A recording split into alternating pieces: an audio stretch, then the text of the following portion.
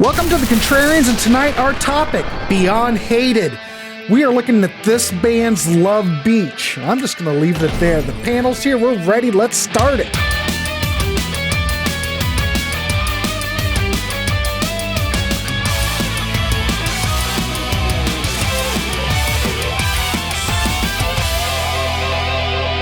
Welcome to the Contrarians. We have a topic that was suggested by Andrew down below.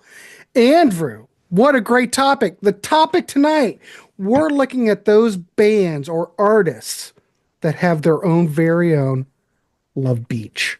So, if anyone's here knows the whole story of Love Beach, you've got Emerson, Lake and Palmer on the cover. They look like the Bee Gees. The title is Love Beach. Did that doom the record? I don't know. We were just talking about it before. Andy was saying, I don't think it's all that bad of a record.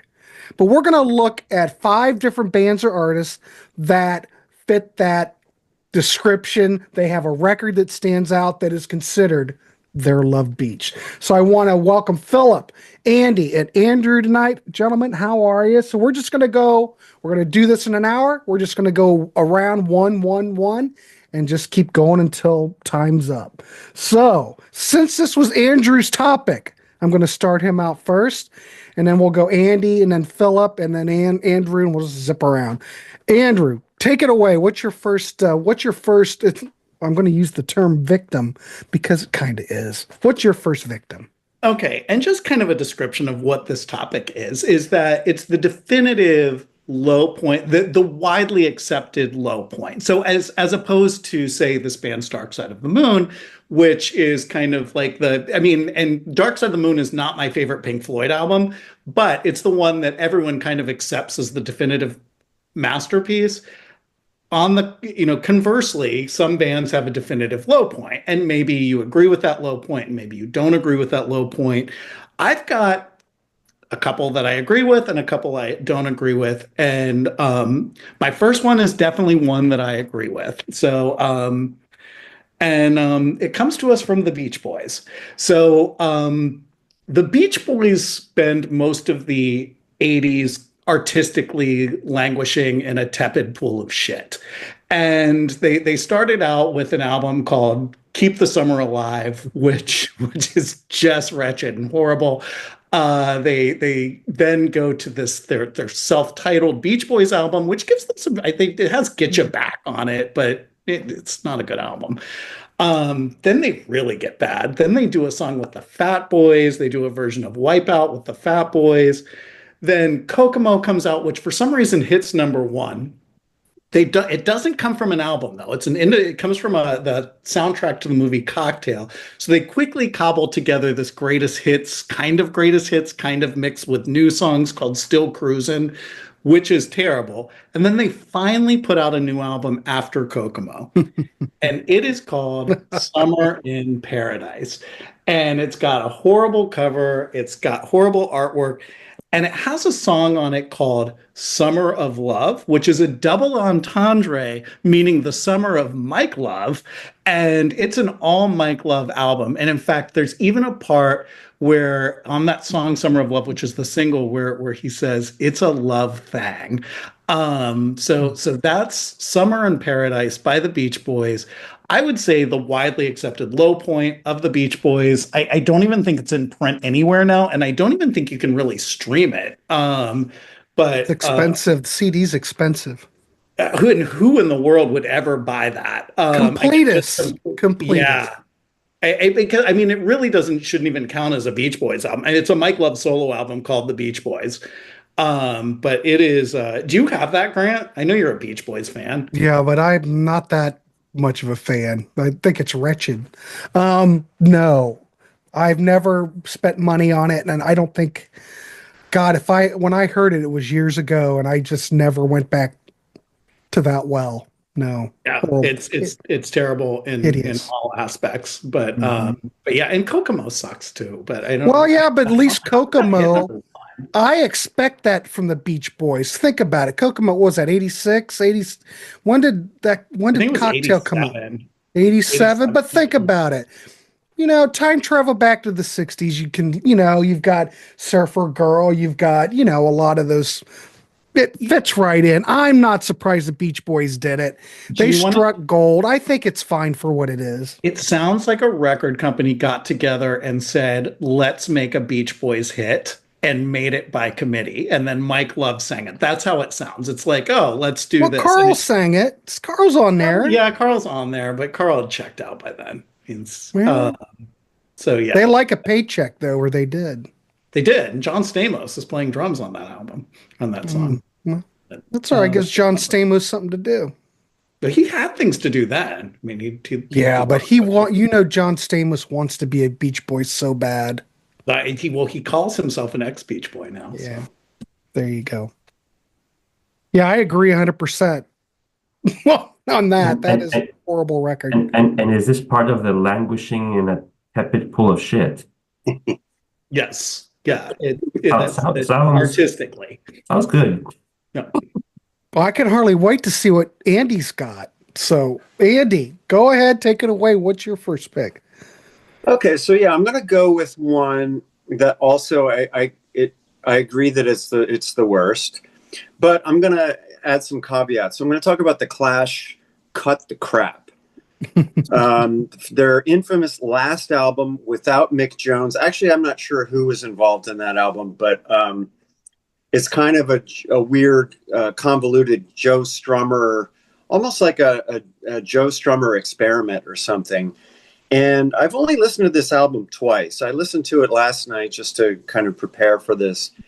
And it is definitely the worst Clash album. And it's guilty of a number of sins. But I think that the main reason why people hate it so much is because of how it's presented. So for instance, like if you listen to this album, it's kind of got a lot of drum machines and weird like horn samples, and it's really busy and it's kind of clangy, and at times it sounds like two songs playing at the same time. It's so messy. I think the production is truly awful. But I think that there's some good songs in there. In fact, I would love to remix this. I would love the opportunity to just go in there with a machete and just cut out all the junk, cut the crap, and just raise up the songs and kind of replace some of those cheesy dated sounds. But the funny thing is that pretty much at the same time, Mick Jones was doing Big Audio Dynamite's first album, which kind of does the same thing as Cut the Crap. It embraces samples and machines and technology.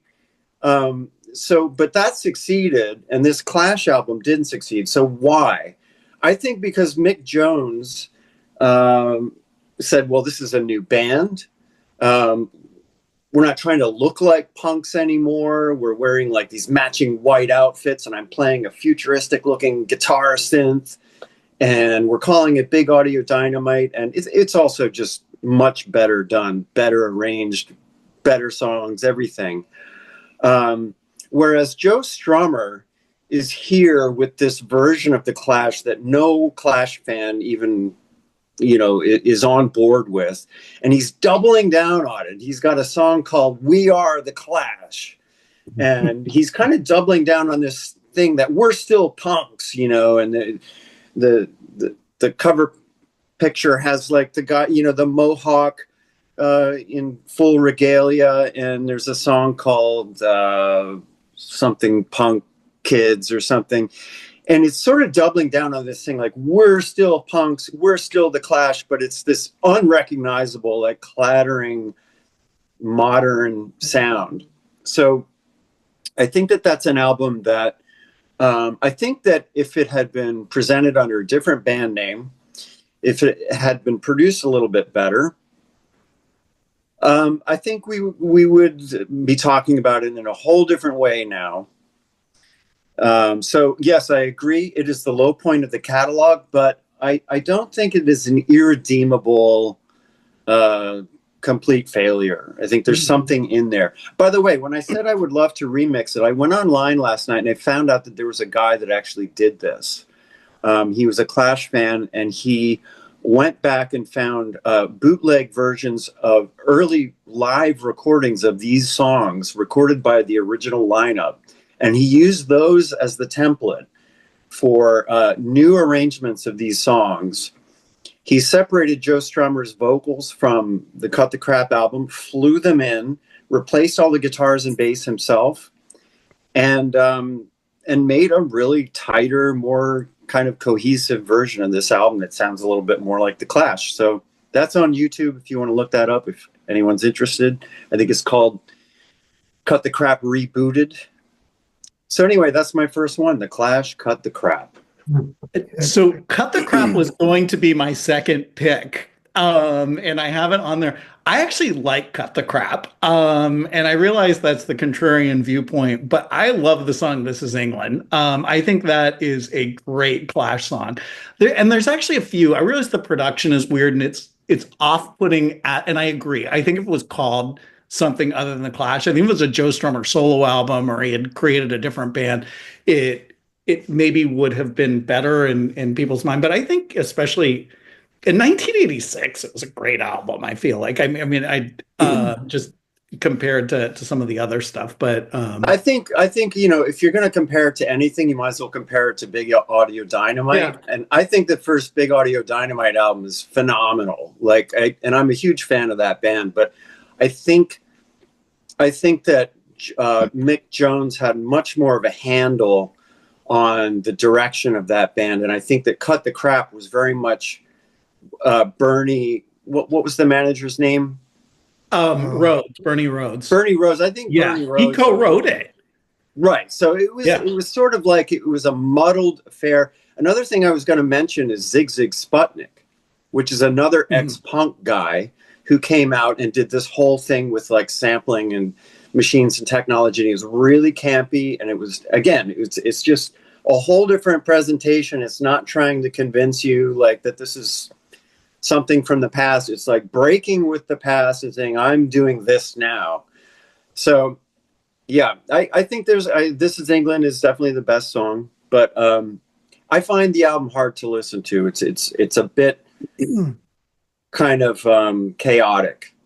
Yeah, I don't think anyone's gonna mistake it for give them enough rope. But yeah, I don't know if it's deserving of the hate it gets. But what would you rather listen to, that or a Big Audio Dynamite 2 album? Big Audio Dynamite 2 any day of the week. Yeah. You mean The Globe?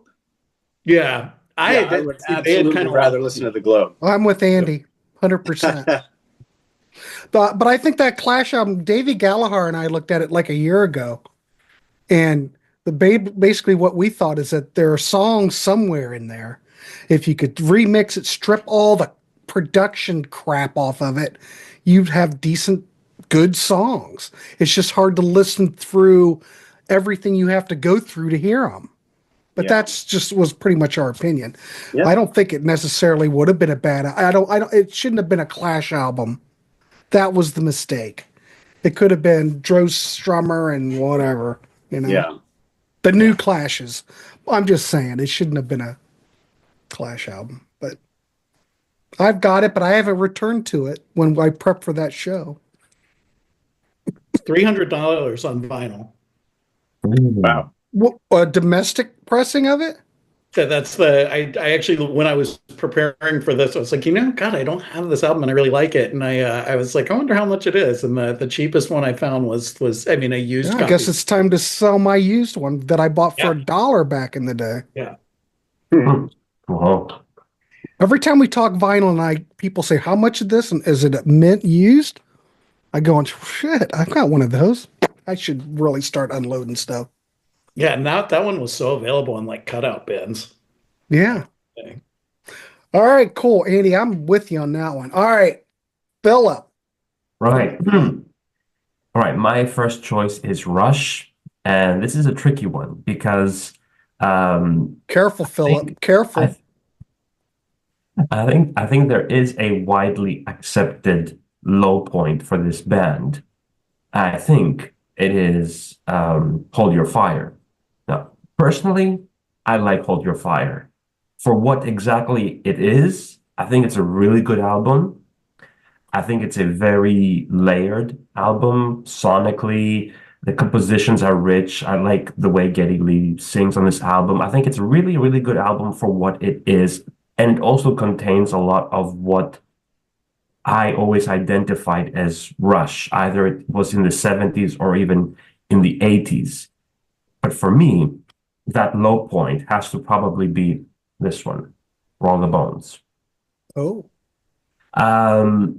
It has Dreamline, which is a beautiful song. It featured for a very long time in the set list, in the live set list.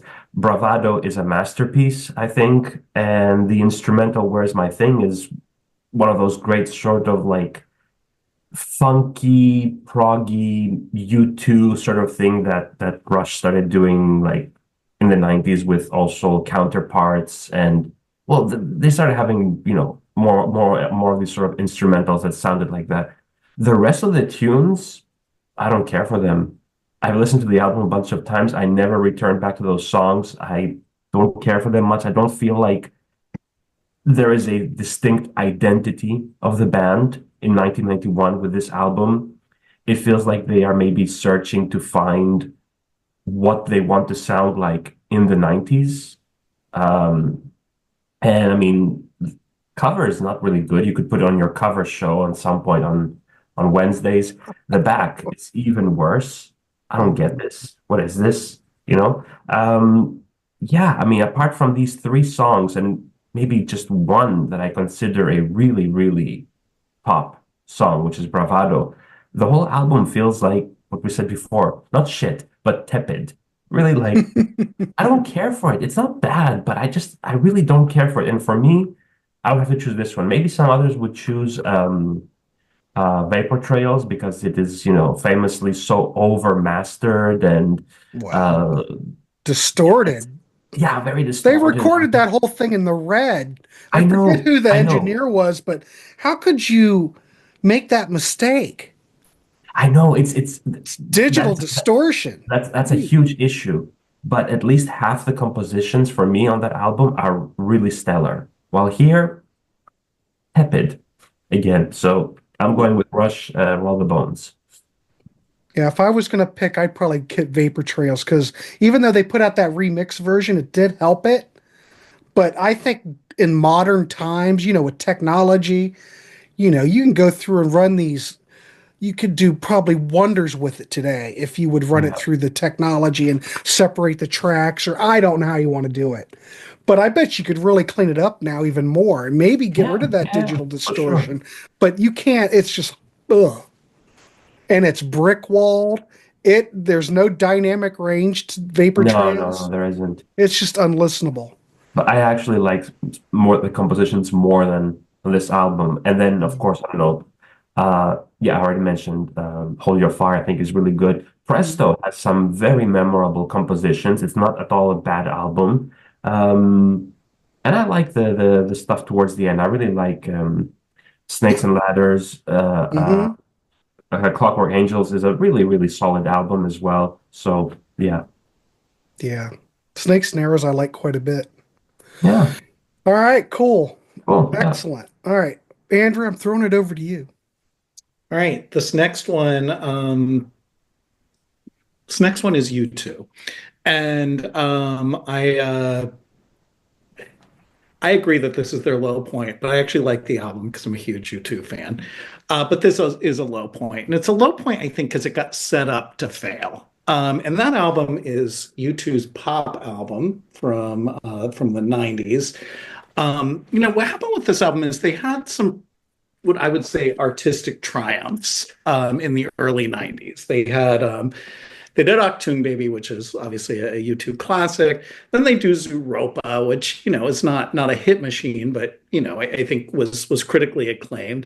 They go and do a combined album with Brian Eno called Passengers, which is really out there, and I thought really good.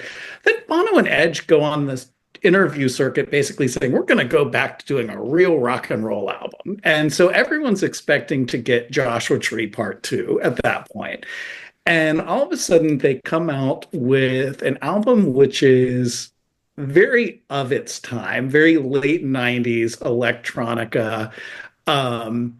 Almost like it in like everything but the girl also did that. Like that's you two shouldn't be following, everything but the girl at that point. They released a horrible first single called Discotheque, which That's is right. not a good song, and one of the worst songs in the album.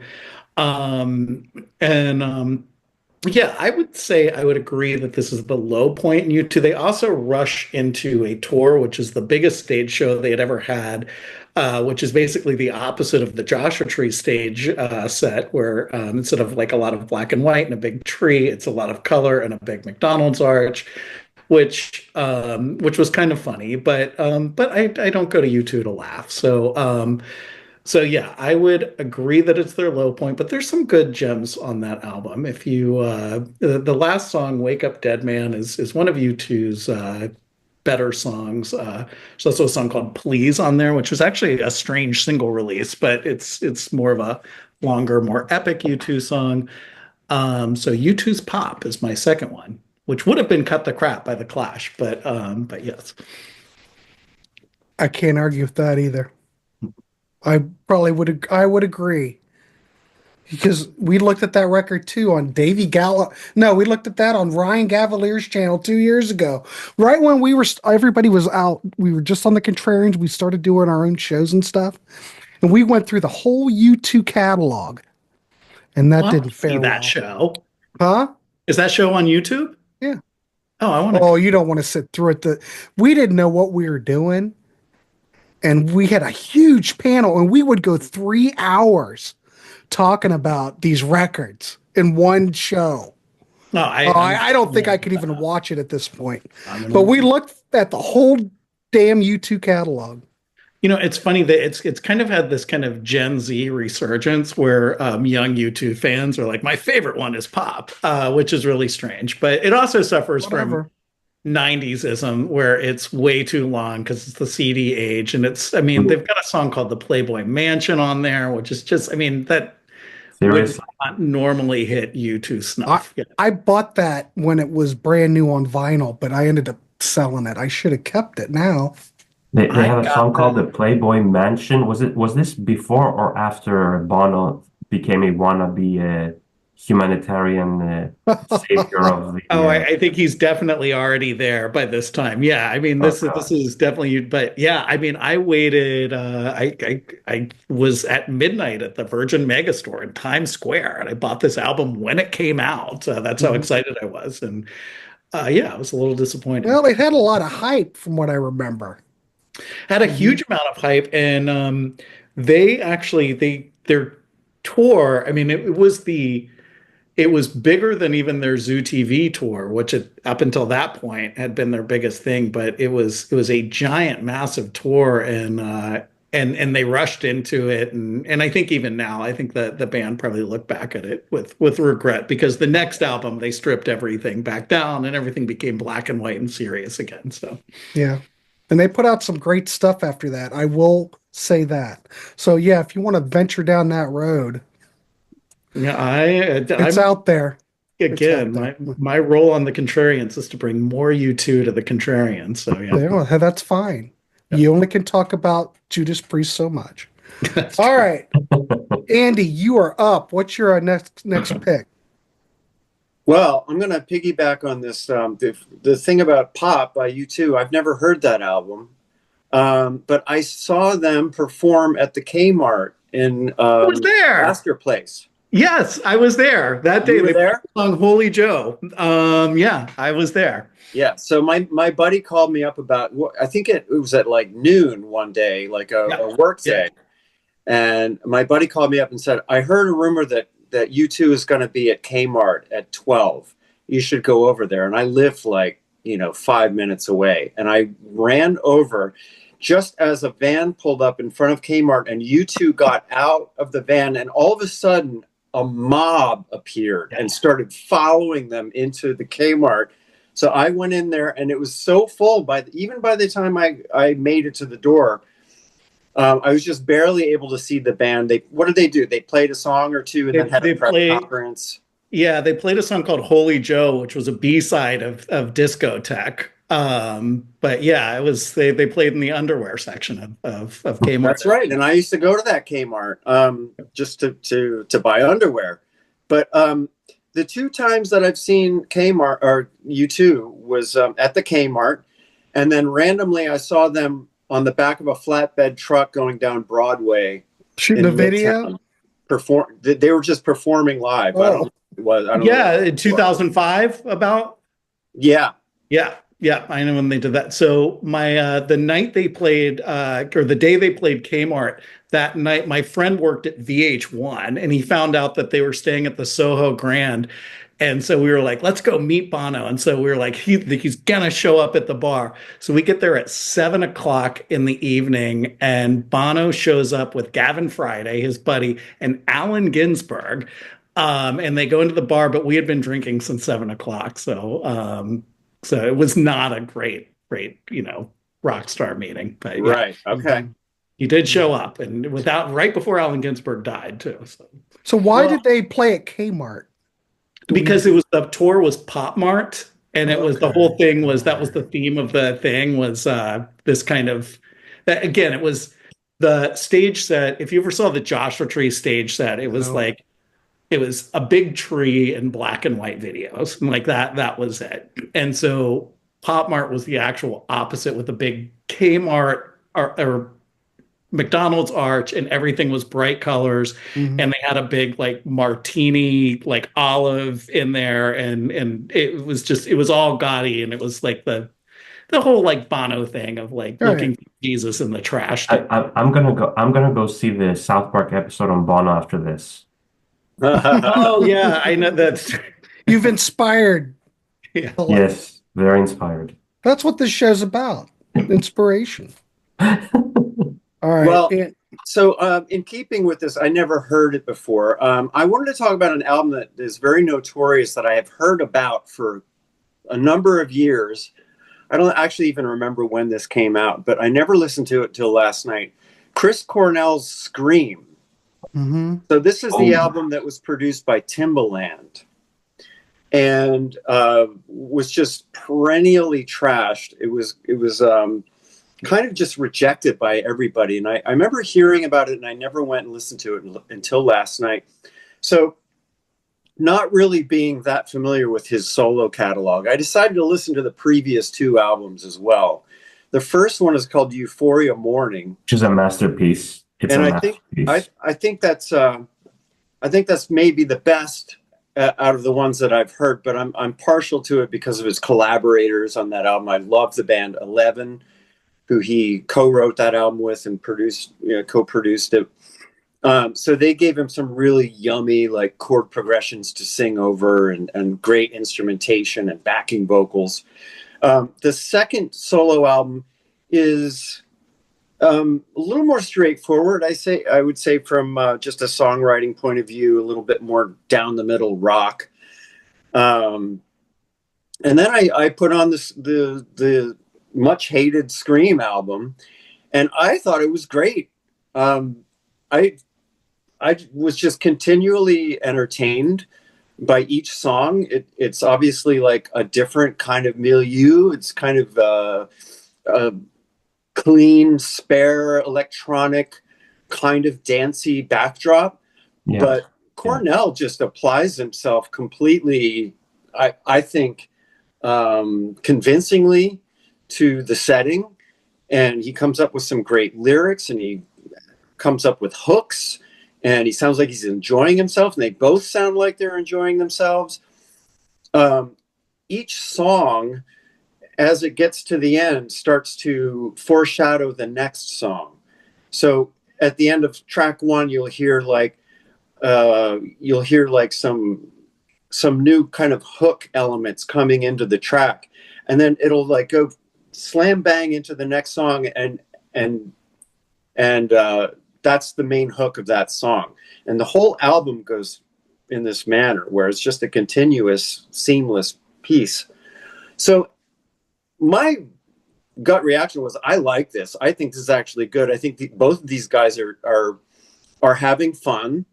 They're at both stepping probably a little bit outside of their element. And what people probably hate about it is that both of these guys stepped out of the box that we created for them to live inside, you know? So it's like, well, that's not my Chris Cornell. Chris Cornell is the guy from Seattle, okay? You know, he's the mighty voice of Soundgarden. And we don't know what Chris Cornell is into. Like, we sort of have this kind of narrow view of what we think these people are. But you know that they listen to all kinds of music, and they probably go, oh, it'd be fun to make a record like that one day. And apparently this whole thing started when he approached Timbaland about just doing some remixes for some of his songs from his second record. And then they just started bandying some ideas around, and they're both creative guys that have ideas to spare. And it seemed like it just started clicking. And the next thing you know, they're making a whole album. And, you know, just imagine doing something just out of pure joy and then having it come out and everybody attacks it and claims that it's like this calculated attempt to go pop or something, which it just does not sound like to me at all. It doesn't have egregious pop tropes like tired chord progressions or auto-tune or anything like that. I don't know. To me, it was really good. I would say I liked it better than the second album. So I definitely would not put this at the bottom. I would say it was, you know, competitive with the first album. So there you go. Chris Cornell's Scream. Awesome. Hey, cool. That's wonderful. All right. That's what it's about. Hey, let us know what you think down in the comments with any of these gentlemen's picks. We want to know what you think. So please leave a comment. All right. Thanks, Andy. Let's throw it over to Philip. Philip. Yeah. So what you got? I'm going to go on exactly the same path here as Andy, with an artist who was kind of pigeonholed as this type of artist, and we expect from him to deliver, and then suddenly he just does something totally different as a way of almost showing to the world that, hey guys, you know, I don't only play this one thing that you expect from me. I'm actually I'm like a chameleon. I'm a diverse kind of musician, but also fan of music, and I want to apply myself to different things as well. And sometimes that different thing might go down as his Love Beach, his or the group's worst album according to everyone. So yeah, I'm going to talk about one of my favorite contemporary artists in general in the world of prog, which is Steven Wilson. And I think you guys probably can already see where I'm going to go with this. The album is The Future Bites. Mm-hmm.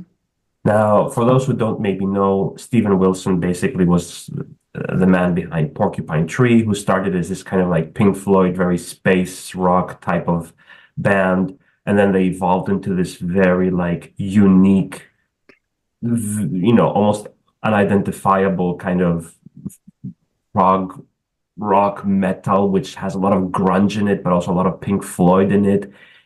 Anyway, Porcupine Tree became like a you know, they became their own thing basically, and Steven Wilson gained a lot of notoriety through Porcupine Tree, and then he went on solo, and gradually it became obvious that this guy has like a very avant-garde kind of background, and then he goes on to basically do King Crimson in the 21st century better than King Crimson, with The Raven That Refused to Sing, and then with Hand Cannot Erase, he did a sort of like King Crimson meets Camel, meets Rush, meets a little bit more of pop or something. And, you know, we were all of us prog fans were just blown away by this guy who's also at the same time remixing classic Yes albums, classic Jethro Tull albums, and so much more. And he is one of the greatest producers and sound engineers, you know, in the entire universe. And then we discovered that this guy is really into like Kate Bush and Peter Gabriel and XTC, and he likes a lot of pop music. He adores ABBA, like, you know, all of us, and I include myself in this, all of us hardcore prog rock metal fans, we were like, you like ABBA? You know, but he really, really does love ABBA, and he likes a good, solid pop song that has hooks, melodies, that's not too long. So he decided that he's going to record an album which is going to basically contain this entire universe of references to like everything from Peter Gabriel to Radiohead to I don't know what else. I don't really listen to so much of the kind of pop that he listens to. But this album, although it's very much maligned by the entire fan base, and I don't see him ever really performing anything from it live, for me, I actually really like it. There is he even has said himself that he has a song that's basically like Taylor Swift. And everyone says, why should I listen to him do Peter Gabriel or Taylor Swift or Radiohead when I could just listen to them doing it? Well, apart from the fact that some compositions here are really, really beautiful and very emotional and moving and personal and yeah, all of that. The production and the mixing here is just phenomenal. You could listen to this on your phone and it's just like you feel like it's all encompassing, like you're in this soundscape. It's gorgeous. Yeah, okay, it's kind of weird when he plays EBM songs which last like 9 minutes and it's like it's got a beat in the background like what happened to Steven Damn, Wilson? Philip, that was good. Thank you.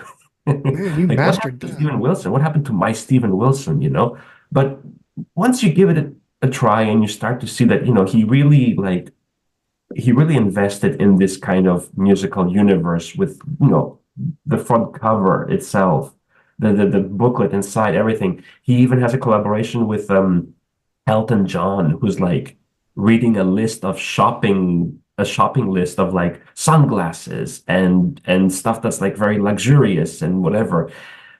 Once you get into it, it's actually really good. It's not, Hand County Race or the Raven that refused to sing, but it's very good. But still, it is considered by everyone as like his lowest point. So okay, Yeah, I haven't heard that yeah, one. the future. I know it got bad reviews when it came out, or fair reviews. Not people weren't blown away by it. Yeah, I didn't buy it. I haven't heard it. I'm a huge fan, so I'll buy anything he does. Like he could make an album that's all ABBA. I'll buy it. I love that Raven album though. Yeah, That is a killer album. it is. Yeah, it is. All right, cool. Steven Wilson, there you go. When you were introduced, I thought you were going to mention Neil Young because what you were describing was Neil Young. With which album? What? Every album Neil puts out, you never know what it is. Trans. Okay, fair enough. I love his early. Everybody's rocking. Everybody's rocking. Take your pick of which one that he pissed off the fan base, Well, or the record company. Huh? He pissed me off when he finally went on Spotify. That was it for you. I don't know. I do like trans though, so I don't have. Do you remember on early days of MTV, they used to show that video and from Everybody's Rockin' that Wandering. Yeah, they used to show that video all the time. It was a terrible song and not a big hit. It's a great. Have you heard Neil Young and Crazy Horse do it like in 1971 at the Fillmore? No, I've only heard it in that. Oh video. no! Neil Young and Crazy. It's an old song. Oh, I didn't realize that. I thought go do some searching. Look for Fillmore East, whatever. It's on there, and they're doing it. So it's a great show song. That video, like when I would sit there and watch MTV for hours in the early '80s, that song would come on like 5 different times. Yeah. All right. Cool. Awesome, Philip. I didn't know Steven Wilson. There you go. All right, Andrew, you're up. Which we can probably go around one more time. We should be all right. As long as we've cut it we got 15 minutes. All right, go ahead, Andrew. All right, so I'm gonna go talk about some American prog and the band Kansas, so Kansas, after monoliths start falling off a bit, they as many prog bands in the '80s did, Kansas struggled. I would say Kansas struggled better than a lot of prog bands did.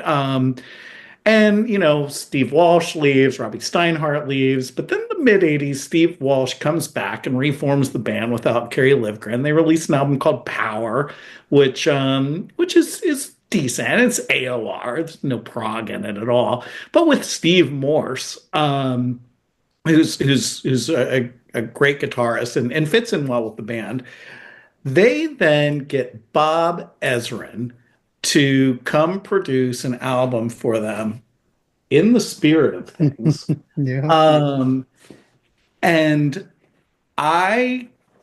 this album, first of all, it's problematic because the record company forces them to have like outside songwriters on it. The band only writes half the songs on it. It's a concept album. It's highly ambitious. It's about this ghost town in Kansas.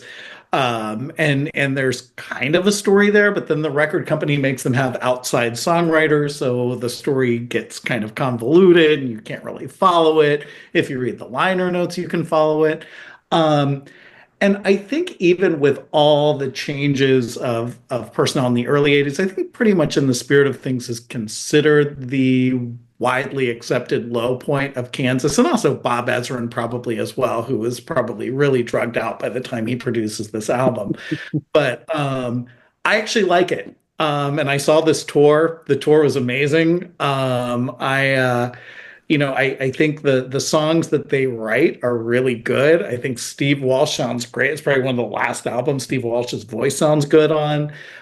Steve Morse, I think is really sounds good. And if you haven't heard this album, I would check it out. I mean, don't expect that it sounds anything like Left Overture or Kansas at all. But, for a, mid to late 80s hard rock album, it's better than a lot. And, it's still Bob Ezrin, so it's very symphonic and epic. And I think it's a decent album. So Kansas in the spirit of things.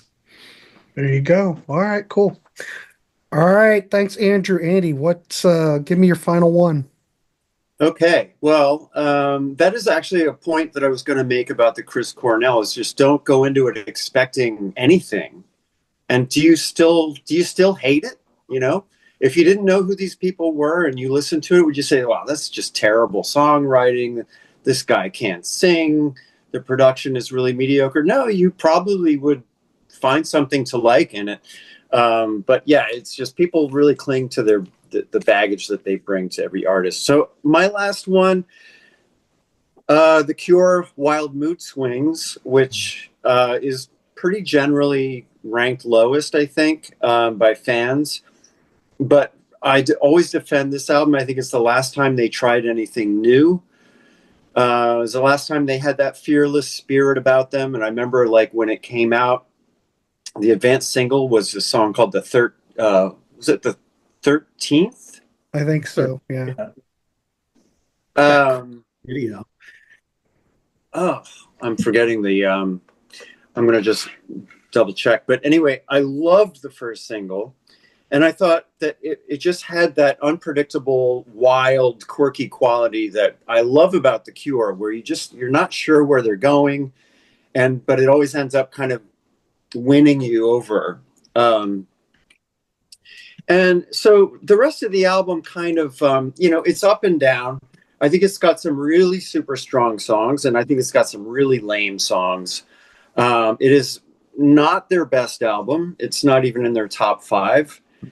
But the backlash was so fierce against this album that they never really took any chances again after this. They came back, I don't know, a few years later, maybe 4 years later, with Blood Flowers, which sounds like an apology for Wild Mood Swings. It just retreats back into this comfortable disintegration soundscape world. And I feel like they've just been writing for an imagined fan base ever since. So there's a couple other things about this album that I think are sort of that kind of put it at a disadvantage. It kind of came out at a weird time where music had moved on. It was like 1996 and The Cure had been away for 4 years. And now it was like, Rage Against the Machine and No Doubt and Britpop and trip hop and all this stuff is happening. And The Cure doesn't seem to really have a place in any of this. So it kind of felt like the band was a little bit out of step for the first time. But I think that there's some tremendous songs on it, and they try new things, and they've got a horn section here, and they've got a string section over here, and there's that sense of risk and just gamble and just trying new things. And because it didn't do super well commercially or critically, it also had a song which I think is pretty awful. The single "Mint Car," I think, was the main cause of the backlash against this album.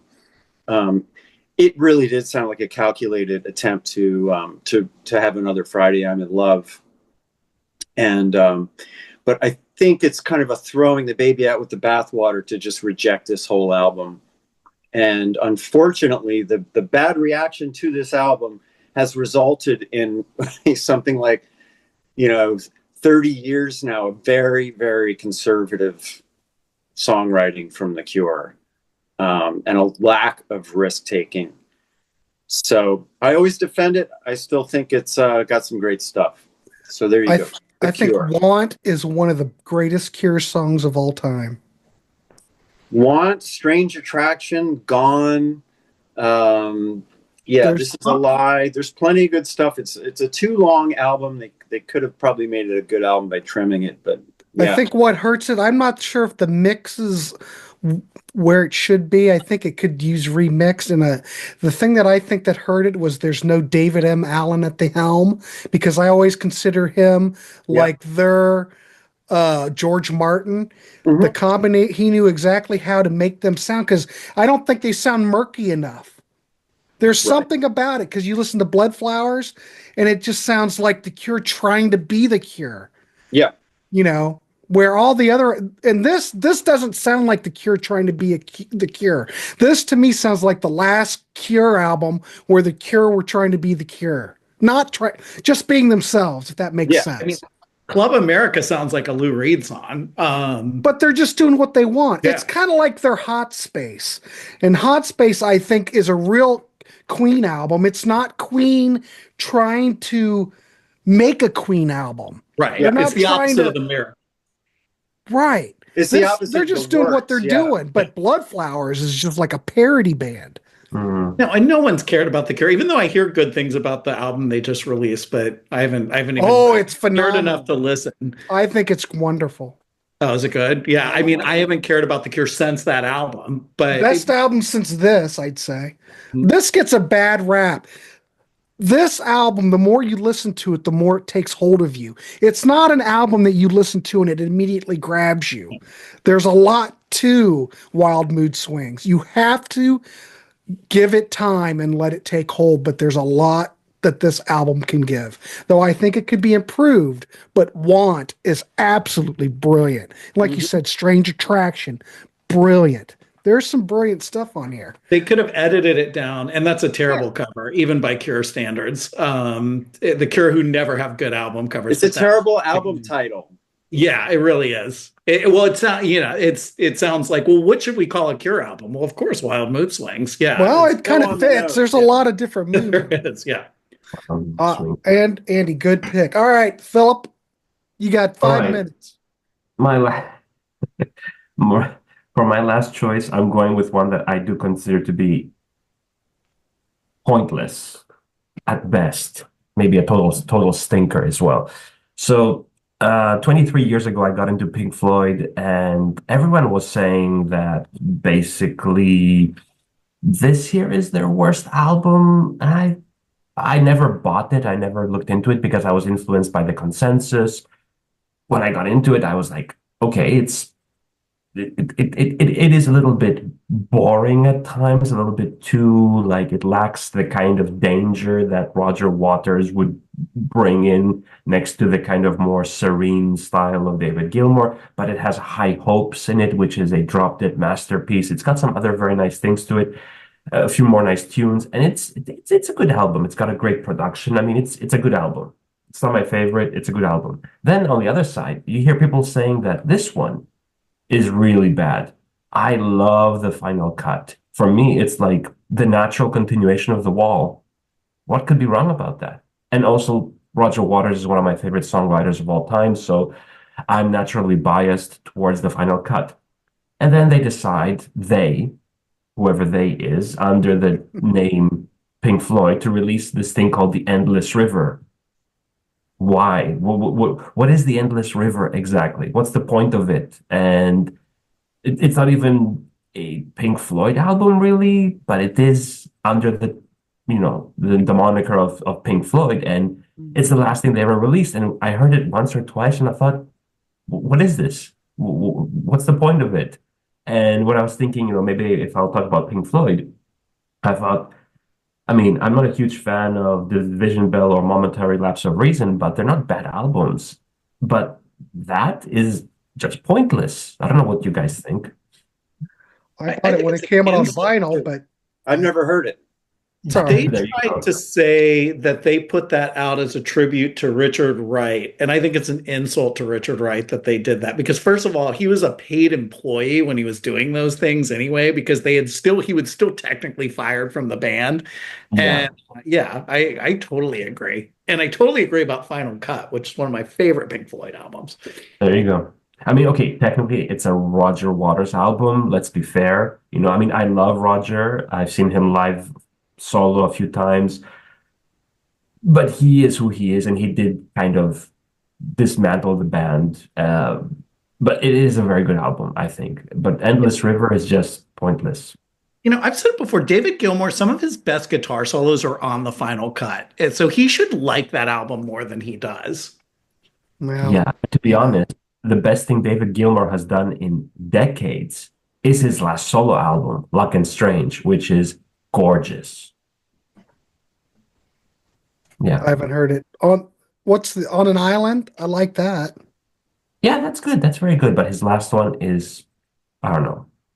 I haven't It's gotten it as yet. I haven't good. heard It's it. as good as the last Roger solo album, All right. and it sounds like Gilmour. It's just like it's not yin yang between the two guys, but separate. But anyway, I'm All right, digressing. cool. Endless River is Awesome. Let's wrap this dog up. Hey, I want to thank the panel.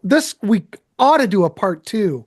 It'd be great to get a lot more people on here too, because we've just skimmed the surface. So I want to thank Philip, Andy, and Andrew for this topic. What a great topic. If you'd like to be on these panels, we'd love to have you. We have a Patreon. Please join that. We try to get our videos out early. People are on there yapping. Check that out. We also have a Ko-fi, buy us a pint or a cup of coffee. We'd like that. Hey, we're all about talking music and trying to turn you on to stuff. So we want to hear what you have to say down in the comment section. Please check it out. So what's next in the Contrarians? I don't know. We're just starting up new shows. So it's probably this. All right, gentlemen, we'll see you, and take care. It's a good discussion. We'll see you on the next one. all right. See Good night, you. guys. Yeah.